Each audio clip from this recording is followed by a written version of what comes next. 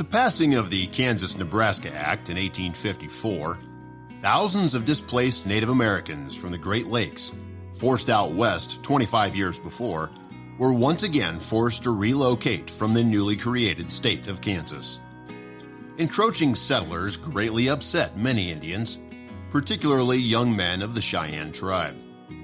Some bands of the Cheyenne vehemently opposed the deals their chiefs and the U.S. government continued to make, and they began forming their own militias as early as the 1840s, with the most famous of these militias being the Dog Soldiers.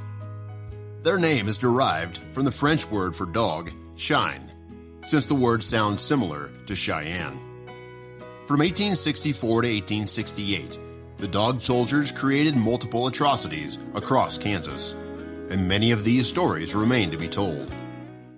Wild West Podcast proudly presents The Trails to the Washita, the Clara Blinn story, with special guest Siobhan Fallon.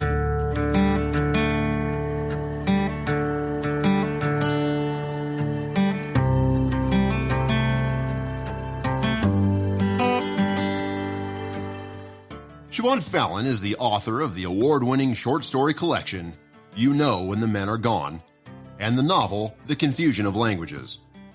Her essays and stories have been featured in the New York Times, Washington Post Magazine, NPR, Stars and Stripes, and the anthology Fire and Forget, Short Stories from the Long War. Siobhan is the wife of active duty Army officer, and her writing often focuses on military life, past and present. Her current work in progress is a novel about the Battle of the Little Bighorn. Siobhan is also writing and researching a series that includes White Captive at the Washita. Welcome, Siobhan. It's very wonderful to have you here as a guest on the show. No, thanks, Brad. I really appreciate being here. Well, can you tell us about what got you started on writing and researching the topic of the Indian Wars from 1868 to the Battle of the Little Bighorn, which took place between June 25th and 26th, 1876? Sure. As you mentioned, I'm an Army spouse, and I usually write about military life.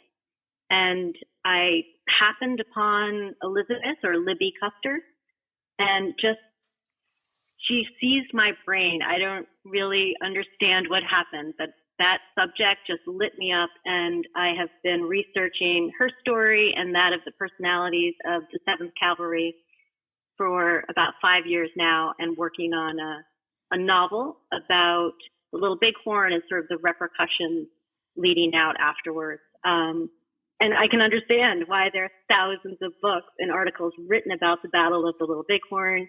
Just so many mysteries and contradictions and unanswered questions. And so many of those things are still being debated today. And I just love it. I've been learning a lot about the time period and the people who lived it. So. Well, Siobhan, on a personal note, I got to say I'm very excited about that. I've read a couple of works about Libby Custer herself. Mm-hmm. I agree. She's very fascinating, but it's very exciting to hear something on her coming from the perspective of another military spouse. That's pretty awesome. I don't know if that's ever been done before. Thank you. I hope so. So in our podcast series on Trails to the Washita, we will talk about the many characters' backstory. A backstory is a set of events, in our case, that happen during the main story's main theme. These events can be alluded to, described by one or more characters, or shown in flashbacks.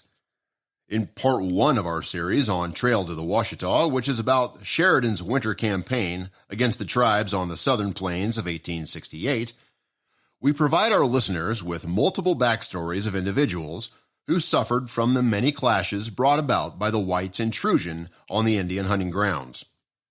Today, we'd like to offer some insights to our listeners about Clara Blinn. So we would like to begin with the early story of Clara Isabel Harrington. Can you tell our listeners about her background and marriage to Richard Blinn? Sure. Clara and Richard were raised in the town of Perrysburg, Ohio. Richard had been an enlisted soldier during the Civil War. He fought for the Union. He rose to the rank of sergeant with the Ohio Volunteer Cavalry. and he was shot in the right arm in a skirmish in Munfordville, Kentucky in September 1862. And this war wound never fully healed. He had trouble just rotating and flexing his arm. And his Army paperwork said he was a farmer, so you can only imagine how severely limiting this war injury would have on his livelihood. So he was discharged and he returned to Perrysburg. And that's where he met young Clara Isabel Harrington. Clara's grandfather was one of the founding fathers of the neighboring town of Elmore, Ohio. Her family owned the Bard House Hotel in Perrysburg. And supposedly, the Harringtons did not think Richard Blinn was good enough for Clara. But the two were married, and Clara was only 17 at the time, and Richard was 23. Clara has been described as tiny and beautiful with dark hair, freckles, and a dimpled chin. And she also sang soprano at her Perrysburg Methodist church. Richard's Army discharge papers say he was 5'7". He had a ruddy complexion, black hair, and black eyes. And a year after their wedding, they had a son, William, or whom they called Willie Blinn. I would also like to add for those listening to this podcast, we highly recommend that you follow up on the history of the Blinn family travels and experiences by watching Clara Blinn, White Captive at the Washita video, produced by author Siobhan Fallon. The link to the video is posted at the end of the description text of this podcast. So, Siobhan, another question that comes to mind then is, when did Clara and Richard decide to move out west, and what was their motivation? Well, in the spring of 1868, Clara's parents and a bunch of other members of her extended family, the Harrington family, decided to go west, and they all moved to Kansas. And very soon after, Clara and Richard packed up and moved west as well with Richard's siblings. So that Blinn party left Perrysburg, Ohio on March 15th, 1868. And in terms of motivation, I mean, it just sounds like it was this family enterprise where everybody was caught up in the spirit of seeking their fortunes in the territories. I haven't found anything specific, but the fact that it seems like sort of a mass exodus of the family, you can just imagine the excitement of everybody heading out and thinking they have so much ahead. And also, there's some evidence that Richard, in addition to his war wound in his right arm, he had tuberculosis. And at the time, of course, there was no reliable treatment for TB or what they called consumption. And doctors, I don't know, they just sort of recommended rest, fresh air, exercise. In the 1860s, Colorado was becoming known as a consumption sanctuary because of its climate. So you have a young wounded veteran with his very young family that he has to support. And you can see that he just would pin his hopes and his future on this great move. So what then prompted the family to move to Kansas after arriving at Fort Lyon or Boggs Ranch in Colorado? It seemed like the Blinns didn't really manage to settle down in Colorado territory. Richard tried his hands at a couple different business ventures. Perrysburg historian and author Judith Justice, who's been really helpful to me learning about Clara's life, she has been researching Clara for years and been in touch with Clara's descendants. And she says that Clara was really homesick in the end for her own family, and that she was really afraid of the Native Americans in the area. And you can read Richard's diary that he was writing during this long journey back and forth, and you can pick up on sort of these undercurrents of fear throughout. He's always kind of on watch, like just even in March when they're still heading out to Colorado, he writes that they passed through Salina and Solomon City. We've got 4 men to travel with us, so we feel safer than we did before. And then later in April, he writes, had a big scare today, saw our first Indians. They were about 4 miles off. They did not notice us at all, but went about their business. And then there's this letter in 1868 written by one of Richard's relatives. And she says that they relocated to Kansas because Richard wanted to get land. And at the time, all discharged soldiers were entitled to a certain amount of land there. And the Blinns traveled the way they did because it was the cheapest way to travel at the time, rather, of course, than taking a train or whatever. And they wanted to save every penny they had so that they could start off when they settled yet again. So you just get this sense that there was still like upheaval in their life and they were searching for a home. Well, on the topic of travel, then, since you brought that up, we know, of course, that the wagon trails were rough and full of holes and rocks, so riding in a wagon was bumpy and certainly uncomfortable. Most travelers walked alongside instead, unless they were ill. Many settlers walked the full 2,000 miles of the trail. Wagon trains typically traveled 15 to 20 miles daily, less if they had to cross a mountain or a river. What was it like to travel along the trails in 1868, and what kinds of provisions did they take with them? Yeah, it's incredible to me. I can't even comprehend how somebody could pull it off. I mean, my goodness, you had to pack everything you needed for survival, everything you needed to start over, clothing, utensils, barrels of flour and coffee and tea, a hunting knife and rifle. The mattresses alone and blankets, and then, of course, your farming tools or carpentry tools. I don't know.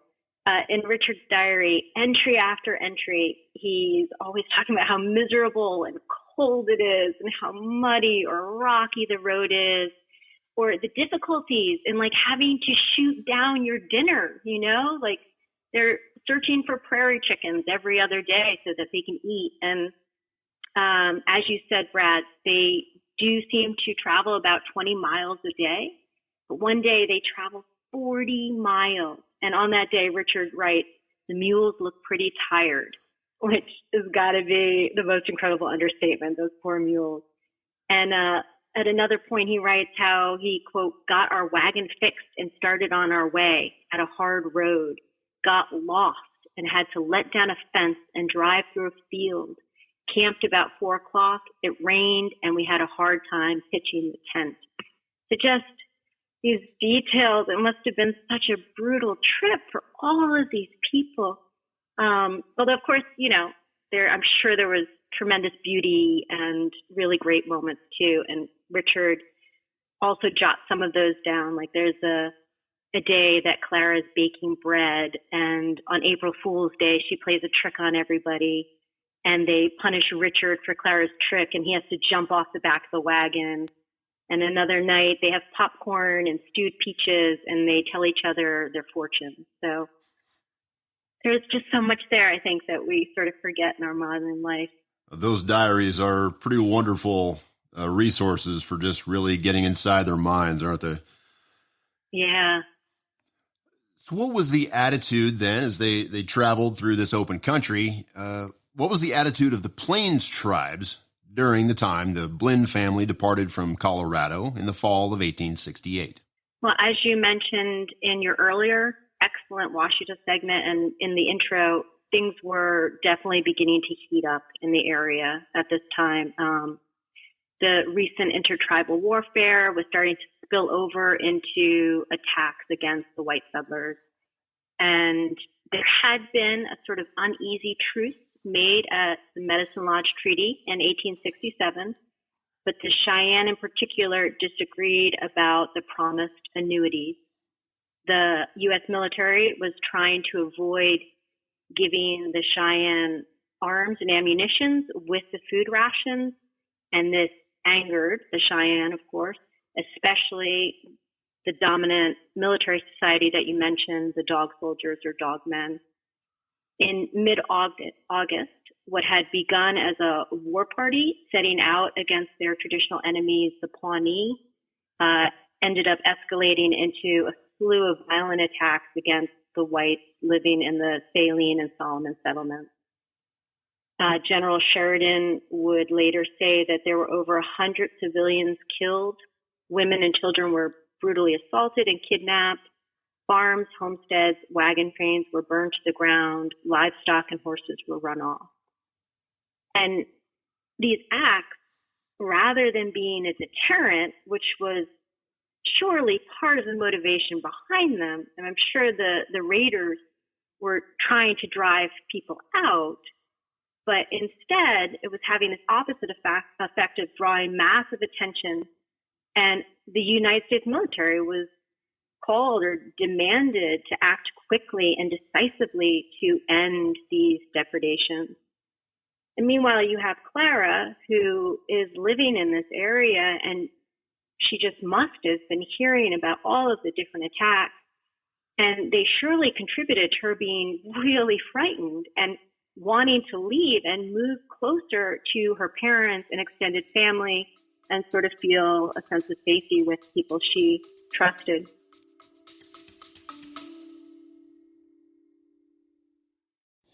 When Christianity was born, it was the only religion without sacred objects, sacred persons, or sacred spaces.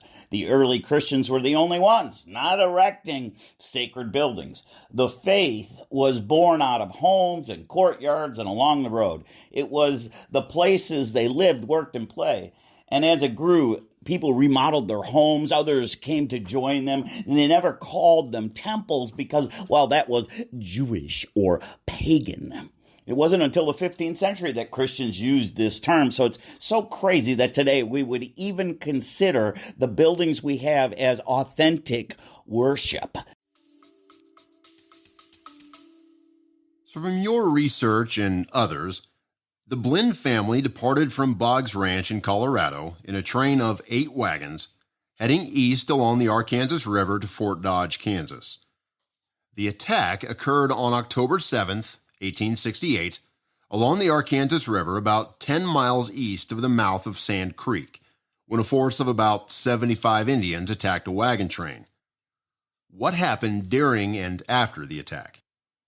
It's ironic that Richard and Clara were actually leaving Colorado. They had been driven out, and they were heading back east to their family in Kansas. And that's when their wagon train was attacked. So yes, on October 7th, 1868, they were with 10 men traveling with their wagon train, and Clara was driving the lead supply wagon, and her 2-year-old son, Willie, was sleeping next to her. Clara had all of the money, about $800 on her person, and they had just stopped for dinner. They decided to move on for just a few more miles before setting up camp for the night.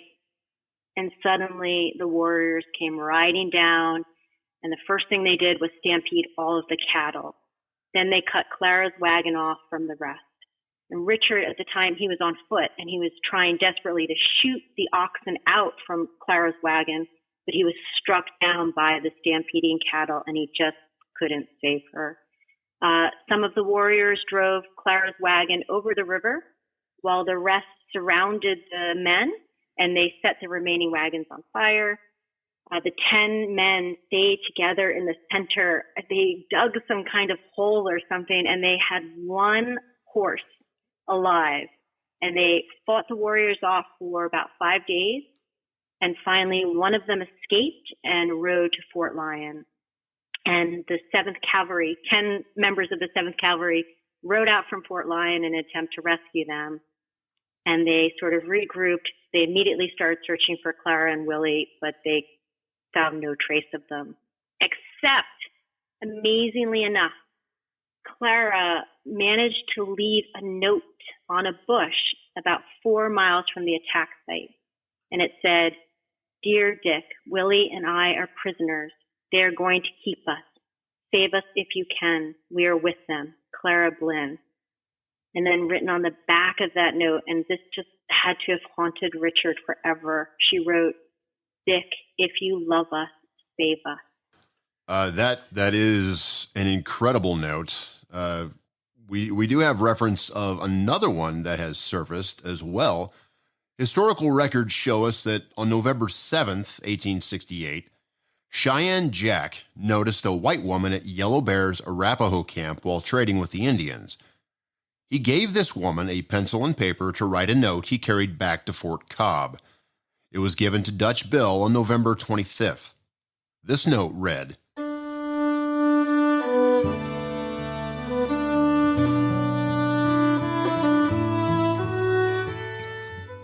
"Kind friend, whoever you may be, I thank you for your kindness to my child and me. If only you could buy us from the Indians with ponies or anything, and let me come and stay with you until I could get word to my friends. They would pay you, and I would work and do all that I could for you. If it is not too far from the camp, and you are not afraid to come, I pray that you will try. If you can do nothing, write to W.T. Harrington, my father, in Ottawa, Franklin County, Kansas.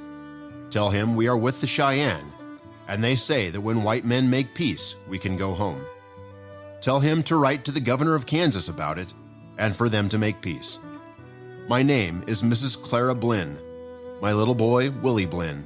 He is 2 years old. Do all you can for me."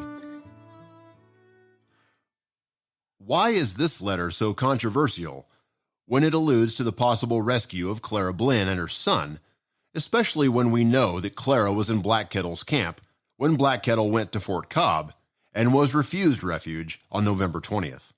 It is rather controversial. On the one hand, you have Southern Cheyenne Chief Black Kettle, who had freed white captives in the past and who had consistently attended peace talks with the whites in 1861, 1864, 1865, and 1867. At that Medicine Lodge Treaty in 1867, the Cheyenne dog soldiers did not want to sign any treaty with the whites, and one of them demanded that Black Kettle explain to the rest of the dog soldiers why they should even do such a thing. And then he threatened to shoot all of Black Kettle's horses. But in the end, the dog soldiers did sign the treaty, and it probably was because of Chief Black Kettle's persuasion. So we know again and again that Black Kettle was genuinely trying to arrive at a peaceful solution for his people.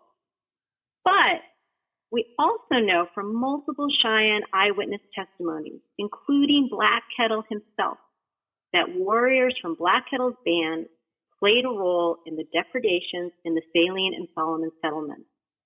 Black Kettle said, "I've always done my best to keep my young men quiet, but some will not listen." And as you point out, Brad, there's evidence that Clara could have been in Black Kettle's village at some point before the Washita fight.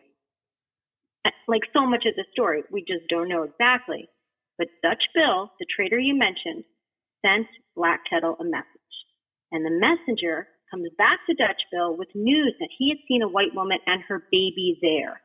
And so Dutch Bill sent another messenger, Cheyenne Jack, with pencil and paper to give to Clara so she could write the kind friend note that you just read. And Clara dates that note herself as November 7th, 1868. And that's just a couple of weeks away from the Washita fight. Most of you are at this point probably wondering about what happens next to Clara Blinn. Unfortunately, you will need to wait until episodes 5 and 6 to discover Clara's continuing story up to her captive's location and the tragic results of the Battle of the Washita, the raid on Black Kettle's camp. Siobhan, I can't tell you what a joy it has been to interview you on this podcast. Actually, I can tell you, it has been an absolute joy. We don't often do these sort of interviews with, the professional authors and researchers and writers. So this is very exciting for us. Thank you very much for agreeing to come on with us. Oh, I loved it. Thank you so much, Brad. I love your series. I'm so excited to listen to the rest of them. Wonderful. Well, I'm super excited for your new book and to hopefully track down some of your other writings as well. You definitely sound like you know what you're talking about, and it's a subject near and dear to our hearts. So. Thank you.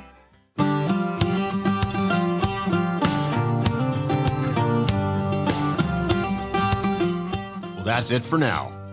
Remember to check out our Wild West Podcast shows on iTunes or wildwestpodcast.buzzsprout.com. You can also catch us on Facebook at facebook.com/Wild West Podcast or on our YouTube channel at Wild West Podcast, Mike King YouTube. So make sure you subscribe to our shows listed at the end of the description text of this podcast to receive notifications on all new episodes. Thanks for listening to our podcast. If you have any questions or want to add to our series, please write us at wildwestpodcast@gmail.com. We will share your thoughts as they apply to future episodes. Stay tuned next time as we will bring you Part 2, Trails to the Washita, Major Cars Skirmish on Beaver Creek.